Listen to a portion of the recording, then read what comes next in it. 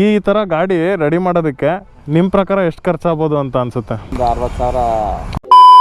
50,000 invest ಮಾಡಿ 2 lakh save ಮಾಡ್ಬೋದು. ಹೆಂಗೆ ಅಂತ ಕೇಳ್ತೀರಾ? ಫುಲ್ ವಿಡಿಯೋ ನೋಡಿ. ನೀವೀಗ ಯೂಸ್ ಮಾಡ್ತಿರೋ ಸ್ಕೂಟರು 8 ಅಥವಾ 10 ವರ್ಷದ ಹಳೇದಾಗಿರ್ಬೋದು.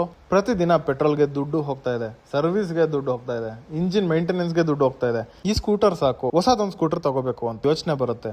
ಇವತ್ತು ಒಂದು ಒಳ್ಳೆ ಸ್ಕೂಟರ್ ತಗೋಬೇಕು ಅಂದ್ರೆ ಮಿನಿಮಮ್ 1 ರಿಂದ 2 ಲಕ್ಷ ಆದ್ರೂ ಖರ್ಚಾಗುತ್ತೆ. ಹೊಸ ಸ್ಕೂಟರ್ ತಗೊಳ್ಳೋ ಬದಲು ನಿಮ್ಮ ಹತ್ರ ಇರೋ ಸ್ಕೂಟರ್ನ ಗ್ರೀನ್ ಟೈಗರ್ ಅಲ್ಲಿ ಎಲೆಕ್ಟ್ರಿಕ್ ಗೆ ಕನ್ವರ್ಟ್ ಮಾಡಿಸಿದ್ರೆ ಒಂದ್ಸರಿ ಕನ್ವರ್ಷನ್ಗೆ ನೀವು ಹೊಸ ಗಾಡಿ ತಗೊಳ್ಳೋ ಅರ್ಧ ದುಡ್ಡು ಖರ್ಚಾಗುತ್ತೆ.